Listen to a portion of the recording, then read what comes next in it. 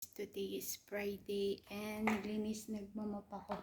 So, yun, nagmamap ako. So, ano oras na? Mag-alas 5 na.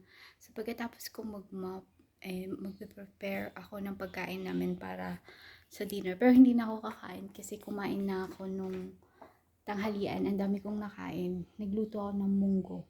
So, nandito ako sa pintuan. And then, meron pala akong ginawa today na ritual. So, sabi nila, malalaman mo daw kapag meron daw evil of the eye, marami daw yung parang nagsiselo sa'yo, naiinis sa'yo, tapos parang isinumpa ka na maghirap or isinumpa ka nila na mawala ng pera. And then yun, yung evil eye kasi, yun yung mga taong naiinggit sa'yo. Tapos, para hindi mo matupad yung pangarap mo, sasabihin nila na mawala sana lahat sa'yo. Ayun, kasi sa totoo lang, ang daming nawala sa akin this year. And then, nagtataka ako kung bakit. Parang, yun nga yung sinasabi nilang evil eye na may naiinggit sa'yo. So, di ba, bumili ako ng kwentas. So, meron akong nabasa na dapat mong gawin to para makita mo kung meron talagang gumagawa na sa'yo mali. So, nagano ko ng tubig sa may mangkok ng tubig. Tapos hinawakan ko siya, tapos nilagyan ko siya ng oil. Sabi kasi sa nabasa ko na kapag daw yung mantika is olive oil, kapag daw yung mantika is naghiwalay-hiwalay siya, ibig sabihin nun merong naiinggit sa'yo, may naiinis sa'yo. Ayun. At saka alam nyo kasi, pwede nang gawin ngayon ng mga tao yung, kunyari pag naiinggit sa'yo, isumpa ka, sabihin na mawala na lahat sa'yo, yung as in talagang nandun yung inggit at galit niya sa puso niya. So, ang ginawa ko, naghiwalay-hiwalay yung mantika, nakita ko. And then, pinagdasal ko siya na kung sino man yung mga taong naiinggit sa akin, sana lawakan nila yung pag-unawa nila kasi hindi ko naman hiningi yung meron ako. Hindi ko siya hiningi at hindi ko siya ninakaw. Pinaghirapan ko lahat. Kasi how many years na ako nagtatrabaho sa Singapore na hindi pa ako umuwi. Last na uwi ko is 2020. Ano na ngayon? 21, 2, 3. How many years na ako hindi na uwi. Alam nyo, the reason why nagpupundar ako ng lupa, nagpatayo ako, kasi wala akong asawa, wala akong katuwang. Tapos, parang maraming naiinggit na hindi ko naman sinasabi na may naiinggit, hindi ko alam kung sino yung mga tao. Pero alam ko na maraming naiinis sa akin, nabubwisit, naiinis. And then, sabi sa, pinagdasal ko ngayon kasi naghiwalay-hiwalay yung mga mantika. So, after nun, napagdasal ko, and then, ginunting-gunting ko kasi sabi nila, gunting-guntingin mo para magkahiwalay-hiwalay, tapos lagyan mo ng suka, tapos itapon mo sa CR, or itapon mo sa lababo. And then, ipagdasal mo na kung sino man yung gumawa sa'yo ng mali, sana hindi mangyari sa kanila. Sana alisin nilang puot at galit sa akin kasi as in, wala akong ginagawang masama. Ang alam ko lang na ginawa ko is maraming humihingi sa akin ng tulong na pera. Maraming humihingi sa akin ng kasi ang unfair. Ang dami kong tinulong, pero ang gusto nila, lahat makuha. As in, yung tumulong ka na ng ganito, gusto tulong pa ng tulong. Alam mo yon, ako naman yung naghihirap, ako yung nagpapagod. Bro mo yung minsan 2 buwan na bibigay ko yung sahod ko sa pagtulong ko lang. Ganon. Kasi feeling nila kasi na kapag nasa abroad ka, mayaman ka, marami kang pera. Diyos mio, how many years na ako dito? Kung mayaman na, kung alam lang nila na 1 year and 3 months din ako hindi nagsahod. Sa magti 12 years na ako next year.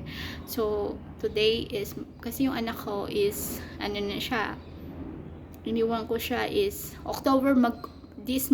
next month magti 12 years na ako kasi iniwan ko siya 3 years old 3 years old ko siya nang iniwan ko, yung anak ko magki-15 na. So, 12 years na ako sa October.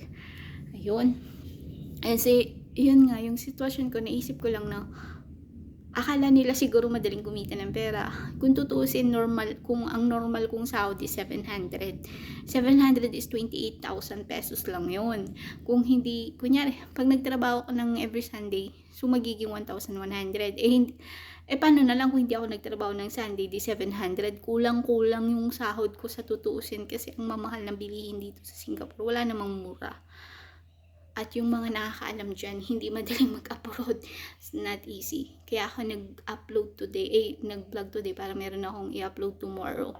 So, yun lang. Nalaman ko na merong talaga, as in, alam ko naman na merong maraming naiinis sa akin kahit wala akong ginagawang masama. At ayoko rin makihalubilo. Ayoko makipag-anuhan kasi wala din naman ako matututunan sa kanila. Puro chismis lang, pahingi ng pera, puro tambay. Anong matututunan ko sa kanila, 'di ba? Ayun, hindi nila iniisip na may mga babayarin sila, easy lang kasi meron naman silang mahingian na tulong, ako wala, as in talaga wala akong nanay, tatay, kuya, ate. Ayun, hindi ko sila mahihingian. Kahit bunso akong anak, hindi ko sila mahingian. Lupa nga, hindi ako binigyan eh. Bumili ako ng sarili ko eh. Nagpatayo ako ng sarili kong buhay eh. Kahit meron lupa yung mga magulang ko, hindi ako humingi. Tsaka ang papa ko, kasi bunso ako, diba? May karapatan ako sa lupa ng mga magulang ko, pero nagpapaubaya ako, umiintindi ako. Kasi ako yung bunso. So anyway, guys, dito ka na yung vlog ko. Ako, umupo ako. Nagmamap ako. Yun, ang hirap, hindi siya madali. Akala nila madaling mag-abroad, hindi madali. Akala nila madaling kumita ng pera, hindi madali. Akala nila, para silang sino na magdesisyon na kailangan i-share ko daw yung blessing ko. Kasi nasa abroad ako. Wala, alam mo sa tutuusin, hindi nila alam ang sinasabi nila. Pamasahe lang dito, gumala ka lang dito, ubos ang pera mo. Yung 700 na yan, ubos yan kung tutuusin. Ay nako, kung alam lang nila, palibasa sila kasi chismis lang. So anyway guys, sana yung mga gumagawa sa akin ng mali, sana hindi mangyari sa kanila. Okay lang, di bale, bahala na ang Diyos. Alam ko naman kung sino-sino yung mga gumagawa ng mali sa akin, pero darating din naman ng araw na magwawagi pa rin ng kabutihan laban sa kasamaan. So maging mabuti sana kayo, wag sana kayong gagawa ng mali sa kapwa nyo. Lalo na kung mabuting tao yung ginagawa niya ng masama. Ayun, so yan.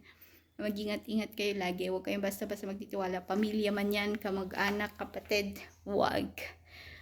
Ayan, especially dito ang nag-abroad kayo magtitiwala sa kapwa Pilipina kasi minsan sila din yung sa kanila manggagaling yung ritual na yung parang curse ba yung tawag doon, na isusumpa ka nila na maghirap ganun. Pero anyway, hiram lang naman sa Diyos yun. Pero alam ko naman hindi natutulog ang Diyos at gagawa ng paraan. Hindi natutulog ang Diyos at alam na God lahat na nangyayari.